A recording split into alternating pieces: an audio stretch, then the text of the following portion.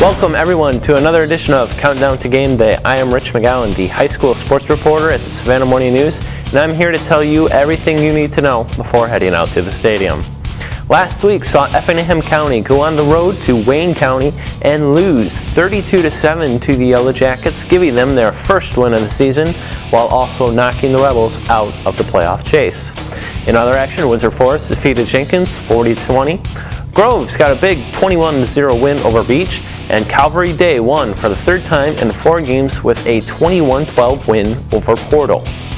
We are heading into week 9 of the football season, meaning there are just 2 weeks remaining after this one is in the books. And that means there are several big games with teams battling each other for playoff positioning, so let's begin. Last Friday night saw Johnson's impressive 4-game winning streak come to a crashing halt as it suffered a 78-6 loss to state-powered Camden County. But if the Adams Smashers can put that loss behind them, they can clinch their first playoff berth since 1992 when they host another team looking to make a playoff run of their own, Windsor Forest. Windsor Forest is coming off its 40-20 win last week over Jenkins, and the Knights have also won 2 of their last 3 games, and with Groves and Beach remaining on the schedule, Windsor's running the table and winning its last 4 games isn't out of the question. With a win Friday, Windsor will be 3-2 in the region and pull ahead of Johnson for the race for the region's number 3 playoff seed. With a loss, the best Windsor could hope to do is finish 4th. After Johnson's loss to Camden County last Friday, Coach Harry Miles said he was confident his young squad would rebound and come out fighting this week against Windsor Forest. If the Adams Smashers do indeed brush off last week's defeat, Johnson can clinch the region's number 3 seed for the playoffs. Johnson knows the situation it's in, and Coach Miles said he's talked to his team about what's at stake this Friday. This week, he told me, quote, "It's real exciting in this town when playoffs start because there's very few teams playing. All the attention will be on them, and they can shut a lot of people up, all the naysayers that have been in their ear since last season." End quote. This one should be a thriller, as both teams possess quarterbacks who can really throw the ball and do damage on the ground with their legs as well. When offenses are this closely matched, look at the defenses, and so far this season I like what I have seen from the Adams Smashers, and I do think they'll be able to brush off last week's loss to Camden County. That's why I look for Johnson to punch its playoff ticket and defeat the Knights 26-22. As winner of 3 of its last 4 games, Calvary Day has a 3-4 overall record and sits in 3rd place in Region 3 Single A East. But in the next 2 weeks, the Cavaliers play the 2 teams ahead of them in the standings beginning this Friday at home against Savannah Christian. Calvary is coming off a 21-12 win over Portal, in which the Cavs came from behind in the 4th quarter, led by running back Stephen Williams. Williams ran the ball 16 times for 162 yards and 3 touchdowns last week, including scoring touchdown runs of 19 and 43 yards in the 4th quarter. In the last 2 weeks, the Cavs have had more than 450 rushing yards, while the passing game has totaled just 70 yards and only 5 last week. Savannah Christian, however, continues to show why it's been the city's winningest program the last few years. The Raiders have won 5 straight games, and their only loss this season came to defending state champion Emmanuel County Institute. The Raiders are 3-0 in the region and have outscored opponents 151-29 in that time, though the Raiders did uncharacteristically turn the ball over 3 times last week.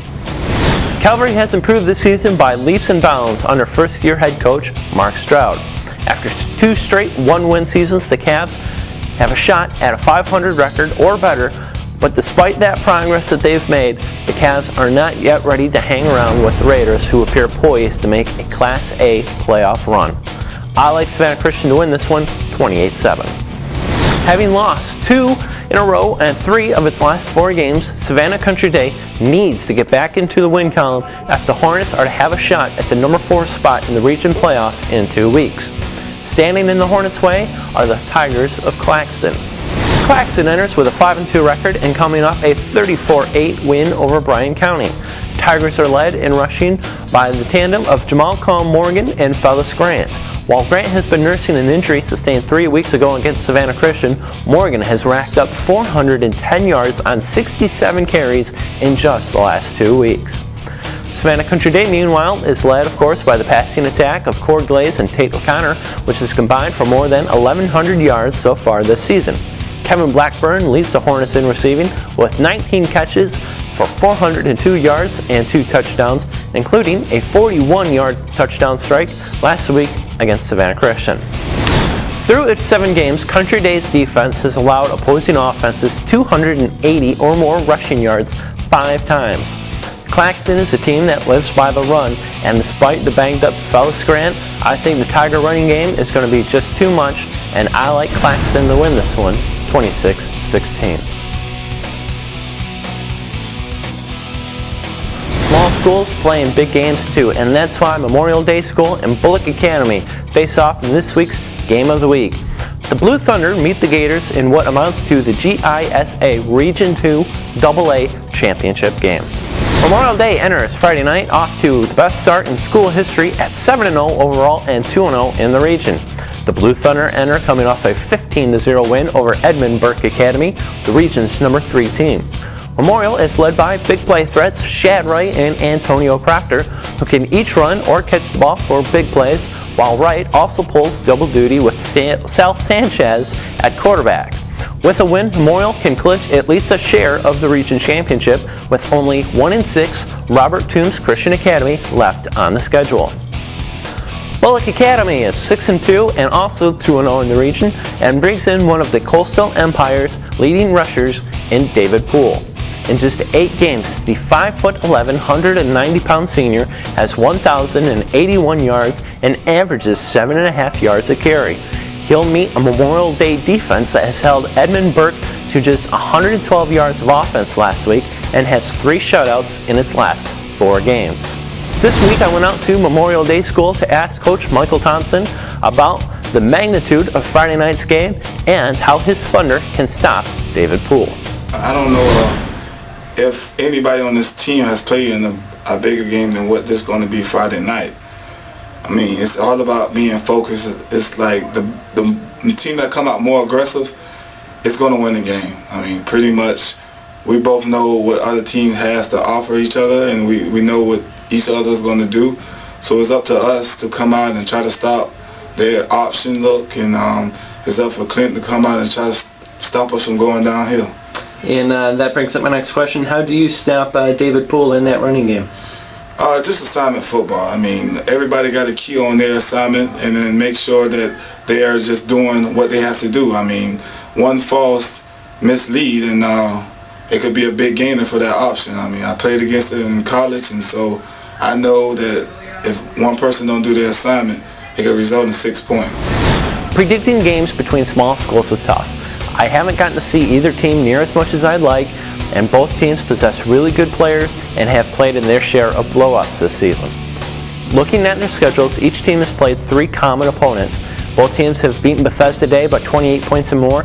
Each team spanked Curtis Baptist Academy this year. The only difference has been Pinewood Christian. Pinewood defeated Bullock 21-7, while Memorial Day knocked off Pinewood 22-13. Admittedly, choosing between common opponents isn't the greatest basis for making a pick, but something's better than nothing. And on a basis of that, I'm picking Memorial Day to go to 8-0 thanks to a 15-7 win. Another game I didn't get a chance to talk about this week is another big game for small schools. Bible Baptist travels to Moncks Corner, South Carolina, where the Braves, with a record of 5-2 overall and 5-0 in SCISA Region 2 Single A, meet St. John's Christian Academy, where the Cavaliers are 7-2 and 2-0 in the region. The winner of this game will be all alone atop the region, and so that's a big game for them. That's all for this week. Thanks so much for watching. I appreciate it. Be sure to check back right here to savannahnow.com/prepcentral for another edition of Countdown to Game Day. For the Savannah Morning News, I'm Rich Mcgowan. See you next week.